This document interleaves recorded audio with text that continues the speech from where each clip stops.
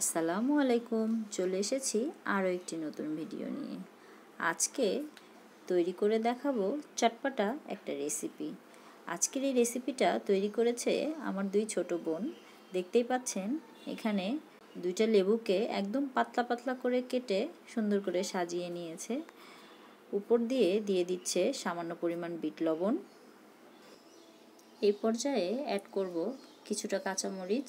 আপনারা যদি ঝাল খেতে বেশি পছন্দ করেন তাহলে কাঁচামরিচের পরিমাণ আরও বেশি বাড়িয়ে দিবেন। দিয়ে দিলাম সামান্য পরিমাণ লবণ। লবণ দেওয়া হয়ে গেলে এর মধ্যে দিয়ে দিলাম কিছুটা চাট মশলা। সবগুলো লেবুতে খুব ভালো মতো আমি চাট মশলা দিয়ে দিলাম। এই পর্যায়ে অ্যাড করব শসা কুচি। এরপর অ্যাড করব 1 চামচের মতো সরিষার তেল। আপনারা যারা টক খেতে পছন্দ করেন, আশা করছি সবার এই রেসিপিটা ভালো লাগবে। আর রেসিপিগুলো যদি ভালো লেগে থাকে অবশ্যই আমার চ্যানেলটিকে সাবস্ক্রাইব করে পাশেই থাকবেন।